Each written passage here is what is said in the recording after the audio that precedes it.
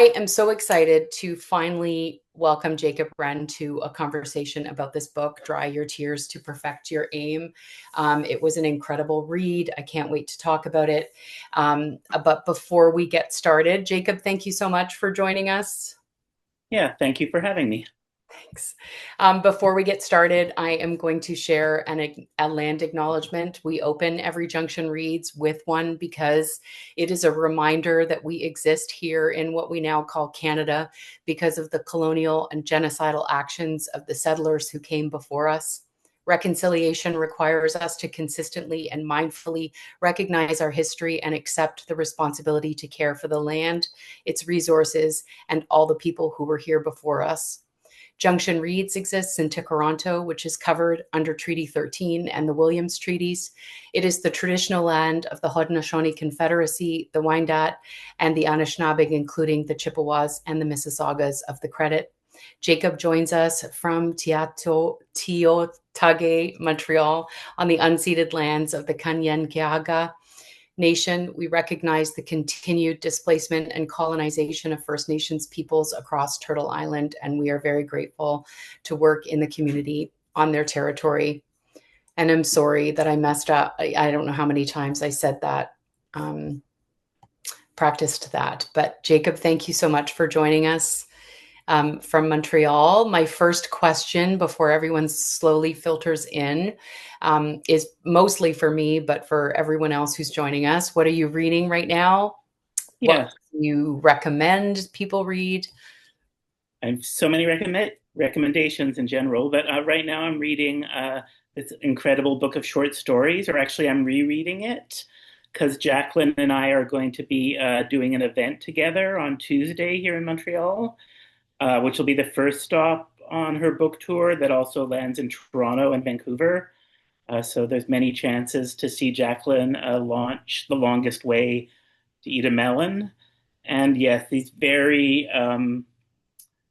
different varied short stories, very original, very idiosyncratic, often written in a visual art context, but that kind of literature that you can only get when you have the freedom that visual art often gives writers. And yeah, highly recommended The Longest Way to Eat a Melon. Nice. I love short stories. If I had a TBR pile that was my own, it would be all collections of short stories. I'm excited to hear you read. I'm excited to hear what section of Dry Your Tears to Perfect Your Aim you have decided to share with us. But before I do that, I'm going to share Jacob's biography with everybody. Jacob Wren makes literature, collaborative performances, and exhibitions. His books include Polyamorous Love Song, which is also an incredible book, Rich and Poor, Authenticity is a Feeling, and Dry Your Tears to Perfect Your Aim. As artistic director of Montreal-based interdisciplinary group PME Art, he has co-created performances such as Individualism Was a Mistake, Families Are Formed Through Copulation, and The DJ Who Gave Too Much Information. His internet presence is often defined by a fondness for quotations. Jacob, thanks so much for sharing a reading with us. Yes, so this is kind of near the beginning. That night, she took me to a secret illegal party. I was surprised that she was unsurprised about the warplane I had seen explode. She told me it happens regularly and no one knew what to make of it. I felt there was something exciting about the phenomenon, that it presented possibilities or at least promising questions, but my friend wasn't so sure. To get to the party, we drove to a suburb of a suburb. Several times as we drove, we heard planes overhead, and each time we heard that sound, we drove just a little bit faster. We parked by a fence, climbed over it. I ripped my pants as we did so, then walked for a long time. I would guess almost an hour.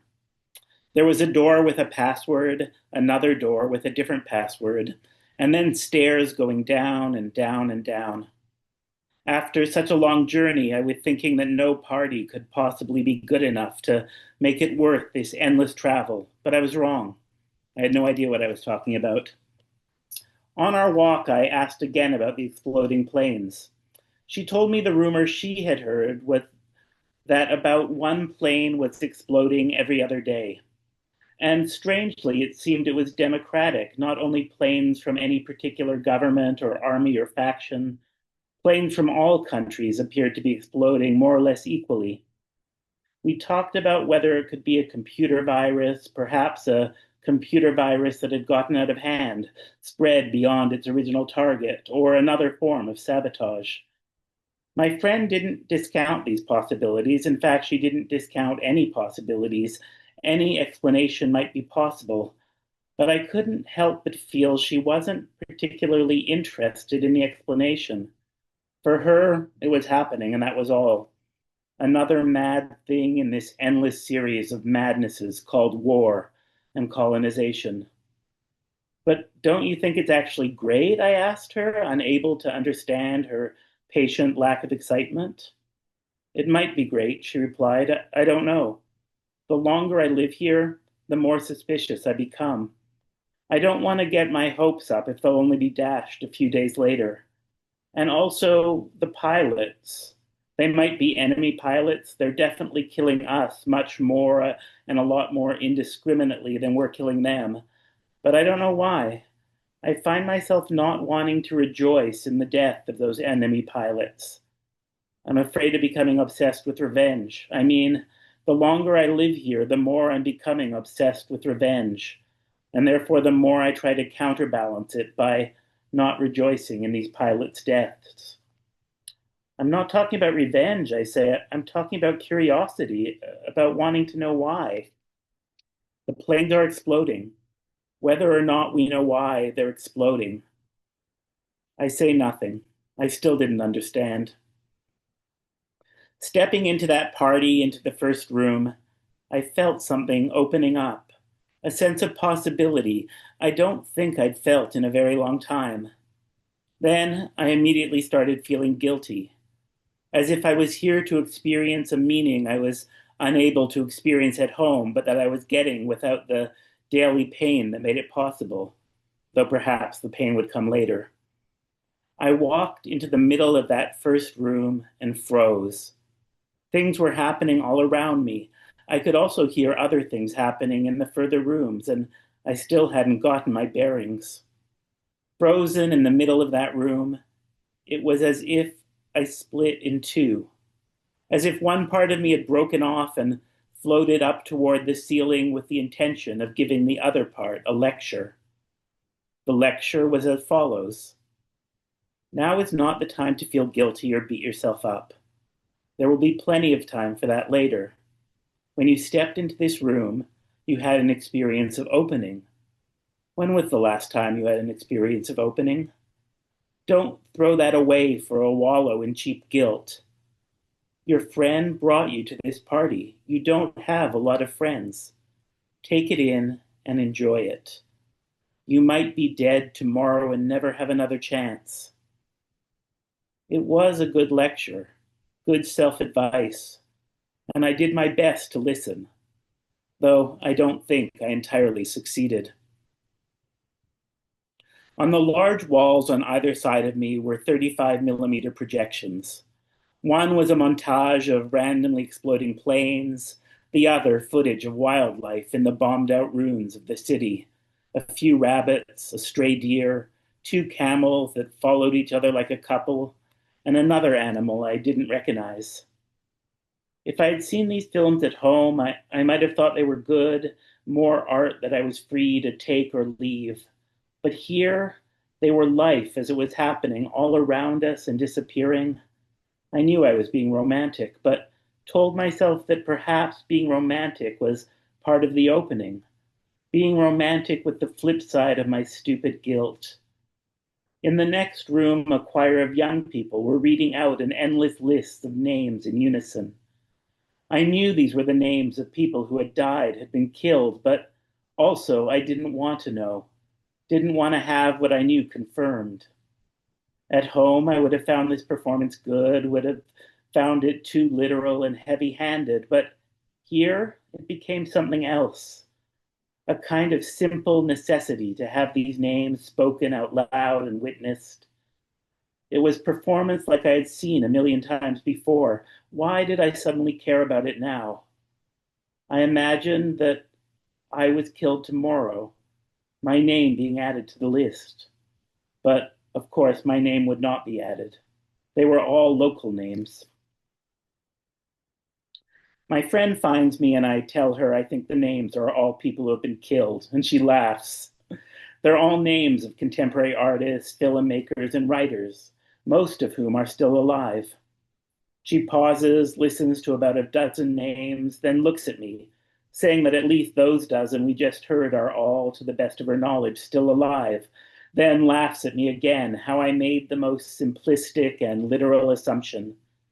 She tells me that for her, it feels good to hear these names celebrated, to hear art from her home and from the surrounded country celebrated, that it's a nice change from the endless names of war.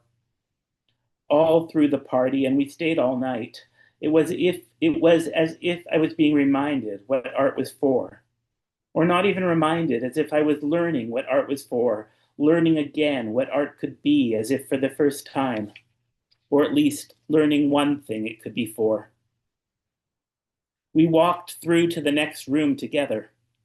I couldn't tell how many, but there were doors leading in all directions, and I found myself unsure what this place used to be, some sort of underground labyrinth or bunker. My friend actually didn't know.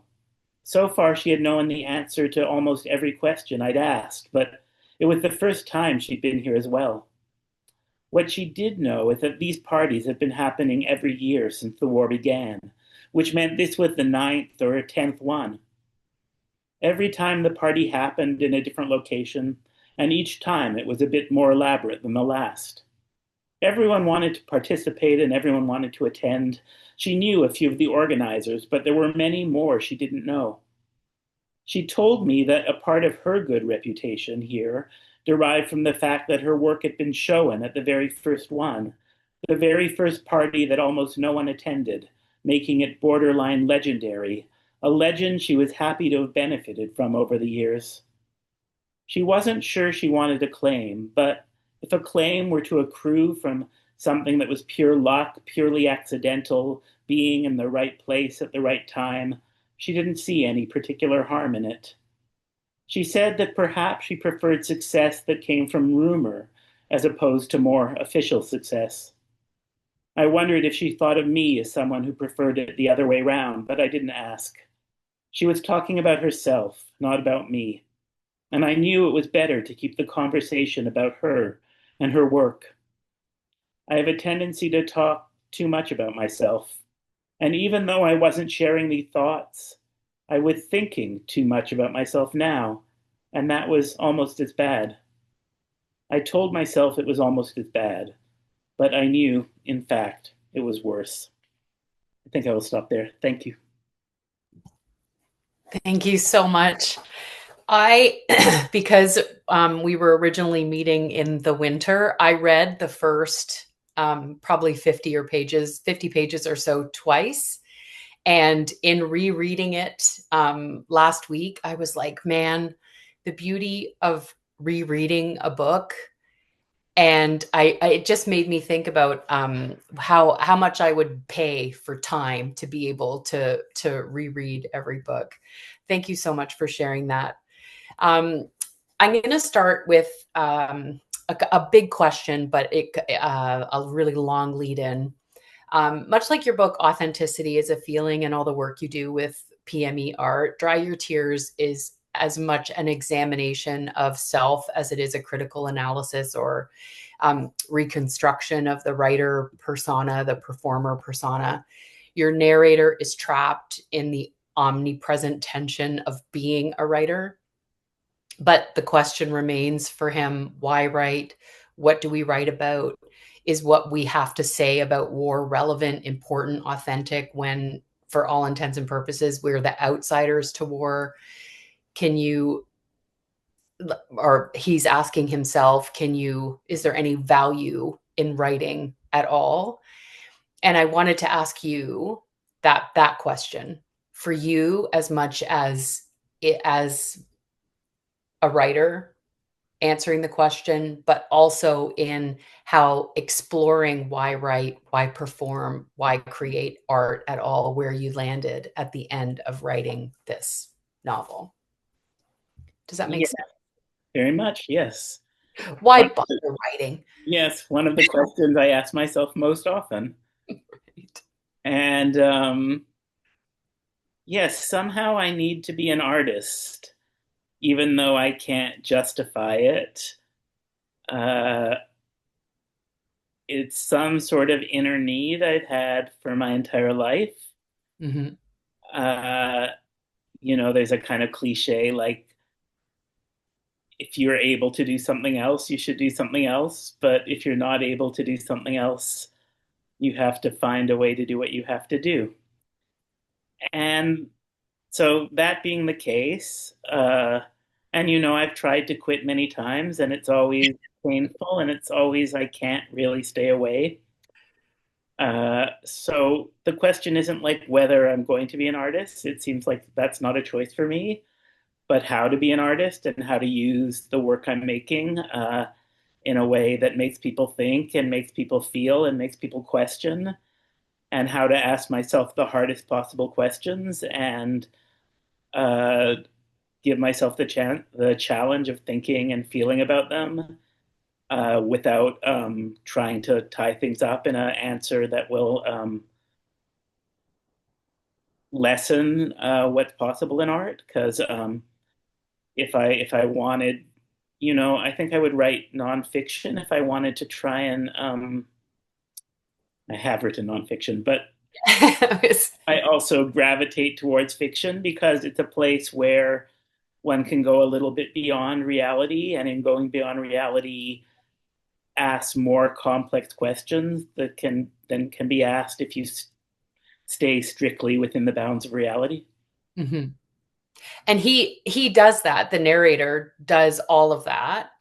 And at times, of course, I'm asking myself, and I don't know necessarily if this is because I'm a writer who knows you as a writer, but I found myself constantly thinking at the narrator's referencing himself, also referencing Jacob writing this novel within a novel. And I said that in my original review. I called it a novel within a novel, but it's really not a novel within a novel. It's a novel in writing. And I don't even know how to describe that from a feeling perspective, but it's a novel that has been written. And the other thing that I talked about or tried to talk about in the review was how much tension exists in the writing, in the structure, in the choices you make to have no paragraph breaks, to have no line breaks, to have no dialogue or very little dialogue. And so let's talk about the writing and or the construction, I guess, of the novel and how you came to create this for me as a reader, anxiety. I'm going to call it anxiety because I love dialogue, and I don't know if you do this with books where you're kind of reading heavy text and you flip forward looking for dialogue, that kind of reprieve, that moment to be able to get out of your own head and get into the head of the characters. It doesn't exist in here, and I was so impressed by that because I was so anxious, because I was like, oh my gosh, like Jacob has created this tension inside me. And I want to talk to you about that, the choices you made. Yes. I mean, I assume, the very seed of this book is like quite a long time ago, turning on the television and seeing the first Iraq War Mm-hmm. or the second Iraq War. Now I'm confused. But the shock and awe campaign, Right. and seeing these like images on television that were just like fire, like explosion, like nothing, like the screen was totally washed out. Nothing, you couldn't see anything but this orange explosion, Mm-hmm. you know, feeling like, wow, they're just dropping those bombs on people without rhyme or reason. with no humanity, with no just a kind of madness of bombing. Uh, Hmm. and there's a long history of this in total warfare. And having this very counterintuitive feeling that I want to go there. I don't want to see it on TV. I want to be there. I want to if I die, that's the right thing to happen. I don't want to be here watching it. I want to be there. Hmm. But of course, I didn't go. And the book is a kind of, tribute to that feeling of wanting to go, but also thinking it would be an incredibly bad idea for me to go. I would harm myself and not help anyone else by going there.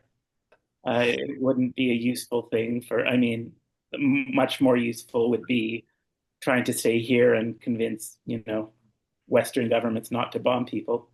Right. But the intensity of that feeling of wanting to go there was something I wanted to write about and explore. Uh, and then, yes, I assume if I were to go there, it would be a very distressing experience. I mean, it's a distressing experience just reading about it or watching it. Hmm. So probably I was writing from this place of distress and imagining distress, and yes, also a kind of guilt that I wanted to go there so much, which seems like a kind of messed up desire. Hmm. Uh, like in one way, a kind of understandable desire because you want to somehow be in the thick of it, not Yeah. far away. You want to be in, you know, I feel complicit in these things. And if I'm far away, I have the complicity without any of the pain. Hmm. So there's some sort of desire. So, yes, I was writing very much from this kind of intensity of, a bad idea. Yeah. And confinement too, right? Like when we get to I don't think it's that far ahead that it's a spoiler, but when we get to the part where he's taken and that confinement happens, again, it's just exemplified that feeling of like inescapability, even though it was mostly self-imposed. There's just this feeling in reading the book that I can't escape this. Nobody can escape this. And of course, the narrator slash Jacob Wren is referencing the insistence on war as a capitalist construct. And so we're like, oh, like we're never going to get out of this. Um, I just thought it was brilliant. And for anyone who's reading this, who wants an anti-war novel that really says something, this is the book. And for any writer out there who wants to know how to write anxiety and tension perfectly, this is the book that does that as well. Um, so it's an anti-war book. It's a criticism of capitalism. It poses many questions about who gets to write about war, the war, any war, when it feels like wars are, and you said this, like consistent. They exist all the time, and they're often mediated and translated by journalists and writers outside the war. How do we extract ourselves as readers and as writers from these translations basically of war to create something that is as important as a narrative written by someone in the war? That's Yeah. also probably an impossible question to answer, but I mean, there's been so many incredible books and works of witness from people who've lived through war, fought in wars, been journalists in wars, been killed in wars, and it was published posthumously. mhm. There's so many incredible works of that nature to read, and that's almost the opposite of what I'm doing. Yeah. I'm in this place where I haven't experienced any of that, and I'm in the space of imagination and thinking about what it means to have a very bad idea and do it.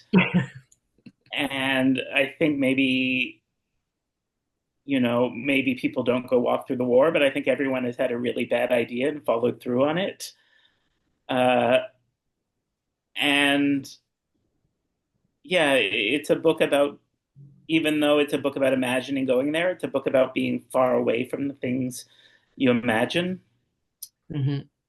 which I think is something a lot of us experience in the West, or the so-called West.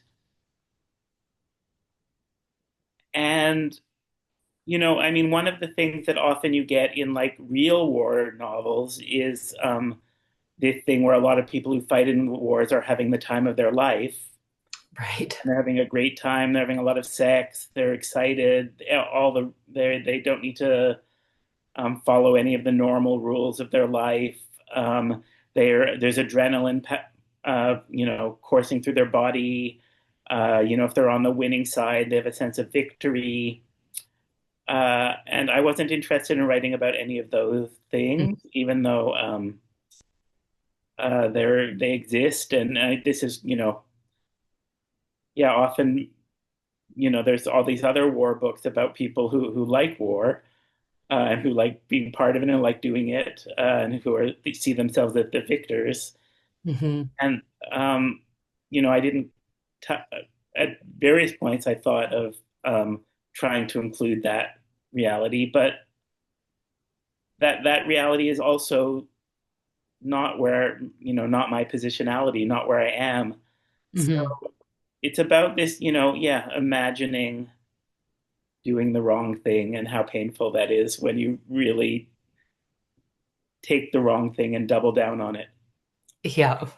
And let's talk about the women in the novel, because the friend in the novel, the one who tells the narrator this is a really bad idea, what are you doing here? That narrator is in the thin strip of land, the area that is, um, or outside the thin strip of land, I should say, the area that is being bombed, where planes are exploding for no reason in the air. But also, when the narrator gets to the thin strip of land, this area that has been liberated, mostly by this group of armed women, militia women, patrolling and walking around with guns slung over their shoulders. Um, there is this sense, and maybe it's because I'm a woman, there is this sense of victory, or the possibility of victory, as you say, in talking about war. And so I want to talk about the women, because I thought that, and they're also the first reviewers slash criticizers of the novel that the narrator is writing, and they tell the narrator that's not the way it happened at all. You've completely misremembered it. They rewrite the sections that the narrator misremembered and miswrote. They really are the, I don't want to say the soul, because that seems so much, or the breath. They're really the kind of moral layer of like all the layers in the book. So as a writer, talk about the women, how you created them and how they came to be. Yes, I mean, there's this Margaret Atwood quote. Oh no, what is it that I was thinking about when I was writing? It was something like, "Women write about love and men write about war," Yeah. which is, probably not true, but it speaks to some cliches about who's allowed to write about what, and what patriarchy tells you to write about. And I'm definitely not the kind of writer who writes about war normally. Hmm. When I started this book, I was like, yeah, men are supposed to write about war, and they're supposed to write about it in a certain way. And there's also a feeling that if men didn't run the world, maybe there would be less wars. I would hope, but I don't want to say that's for sure, Yeah. because it's not men per se; it's patriarchy and a certain structures that encourage men to behave this way. And those structures could encourage women to behave that way to some extent. as has, happened in my lifetime sometimes. Hmm. It's power, really. I Yeah, think it's almost genderless when you think about the patriarch. Like the patriarchy exists because men were given the power. And so if women had been given the power, wouldn't we now be sitting here and saying, "Oh, the matriarchy," yeah, because women would have been given all the power, and so who, you know what I mean? Not yes, I'm not in any way, shape, or form defending the patriarchy. Don't anyone grab a quote of that, yeah. but just yeah. And yet I can't help but feel that a world run by women wouldn't have war in the same way or the same extent, even though I don't know that for a fact. I agree. Somehow intuitively or instinctively, uh, I feel that seems there seems to be some truth or reality to that. And the protagonist of this book already knows somehow he's doing the wrong thing even before he meets his friend at the airport. And I Mhm, think the fact that he already knows gives all the women he meets some sort of room to tell him what he already knows in, whether through being a good friend or through being someone from a different positionality who can see things that he cannot. And even though he knows it's a bad idea, the people he meets there have a lot more experiential knowledge and information about why it's a bad idea. That's a mhm. good Freudian slip. Good idea for bad idea. Um, so, and it's also about this thing where, yes, when you go somewhere, yes, you know something about where you're going, but the people who live there always know much more about it than you will. And yeah, it's so much about how knowledge is experiential, and the knowledge I have when I'm watching shock and awe on television is so partial compared to the very intense experiential knowledge the people who live there have. And yet, the basic knowledge I have that we should not be bombing these people is, you know, understood by both me and them. Yeah. Uh, so yes, it's so much about going somewhere and meeting people who actually know. I have a lot of book knowledge, but people who experience these things firsthand have a much more experiential knowledge that is somehow often truer and deeper and sharper and more real. Mhm. Yeah, because there's a child when the narrator decides to send the book or extracts of the book for feedback. One of the people who responds is this kid who was in a kind of ad hoc writers workshop that the narrator did while he was there. And that kid, again, I couldn't help but think this is this is a miniature uh, not again, I don't want to not miniature version of Jacob Wren, but this child is speaking these thoughts about how natural it is to be a writer and how maybe the narrator has gone off track from that in the extracts that were presented to the kid. So how can you talk about that child voice that going to be a writer, most definitely going to write about this war voice that exists in the book? I mean, it's also a sort of running joke in the book that the narrator goes to this place and everyone he meets tells him he's doing the wrong thing. I mean, it starts with him saying he's doing the wrong thing, and then every single person he meets echoes. There's some exceptions, but almost everyone he meets echoes his feeling he's doing the wrong thing. Yeah. Which is also, I mean, I've also read about the opposite happening where people travel and the people they meet say, no, you're doing the right thing being here.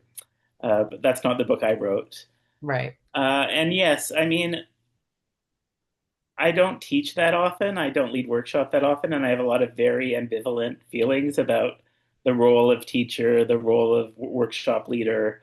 I think it's also a little bit because I'm an autodidact and I always have this feeling if you want to make art, just make art. You don't need someone to tell you how. Just like figure it out through trial and error. And Um, and when you put in like a power imbalance between, a country of colonizers and a country of colonized, I think then teaching becomes even more Hmm. questionable and problematic. And is this what we should be doing? And at the same time, imagining myself going to this place if they wanted me to help out, that would probably be the main way I could help out because that's the main thing I know about in life. Uh, so yes, this student with, a very intense criticism of his, teaching his student experience. Pages long. Yeah. I thoroughly enjoyed it. And that's the other, I mean, I talk about the tension in the lack of structure, but it is structured very well with extracts from recordings included in the narrative, and there is dialogue, and these letters are a brilliant contribution to the novel that the narrator's writing and the novel in general. um, does anybody have any questions? I just have one more question about the self-referential notices and editing. But if anyone has any questions, you can put them in the chat. Kaylee will speak them on your behalf. But the self-referential notices, I think we've kind of sort of covered this in and out of questions and answers. But throughout the book, the reader is reminded that they're reading a book that has been written in the future. We're told nobody dies. We're asked to consider whether we believe the protagonist could die because he's the narrator of the book. So he's the reason the book exists. And so I want to, again, this is a writerly question talking about the construction of the narrative voice and how you plotted out where these revelations were going to occur. Um, My In a way, all of my books see, I mean, with each of my books, I'm trying to do two things. I'm trying to surprise myself uh, as often or as regularly as possible, or whenever I get bored, whenever whenever I feel like I can predict what's going to happen next, and so many books I read, I know what's coming. yeah. And I really don't like that feeling. I really like the feeling. It's a kind of like a deadening feeling for me, and I really like the.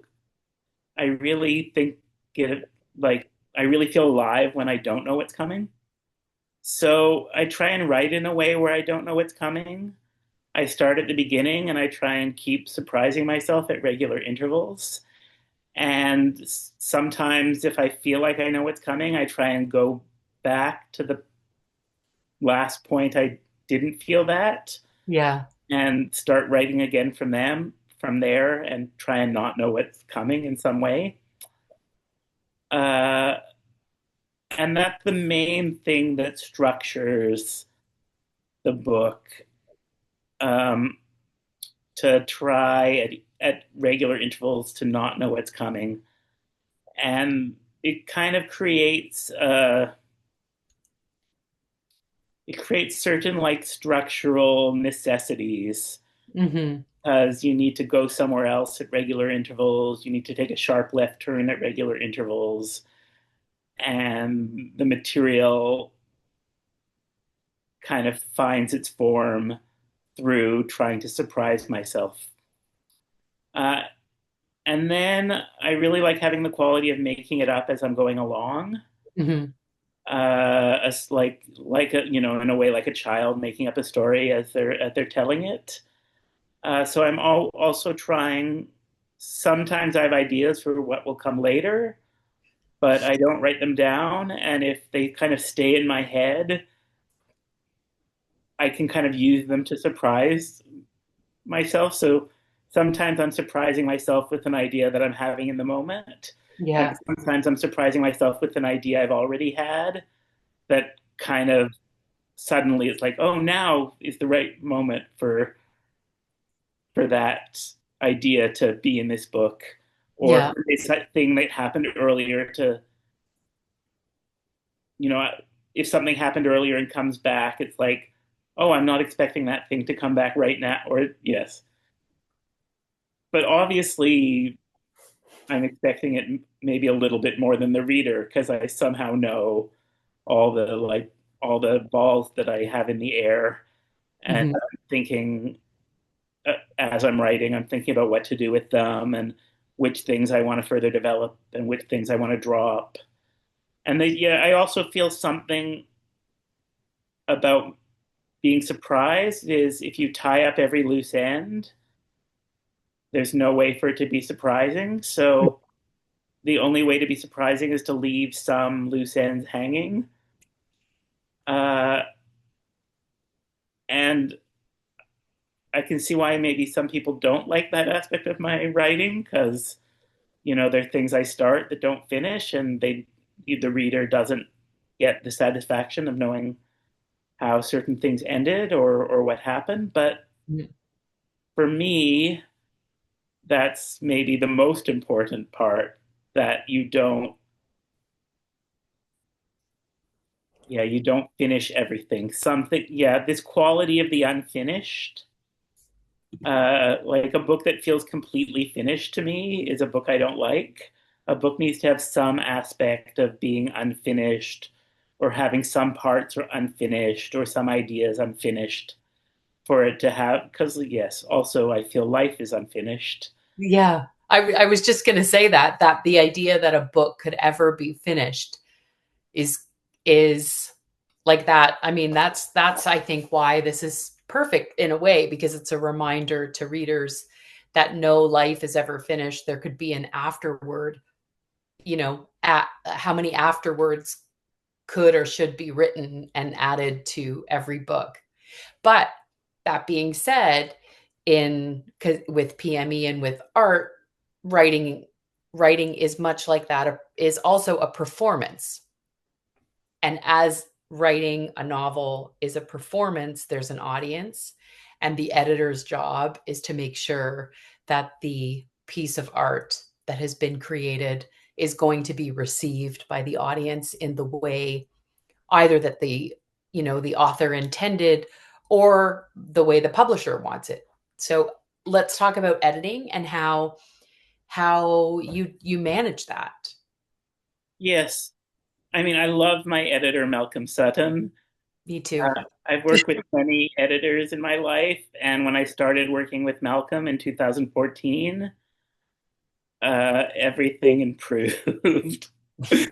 And Malcolm, he, I just think he's so good at it. He, um, he takes a different approach. I've now talked to many other writers who work with him. Uh, I probably know most of the writers he's edited, and we've talked about working with Malcolm. And also, while I'm talking about Malcolm, Malcolm has written an amazing new book. I don't know when it's coming out, but it's so good.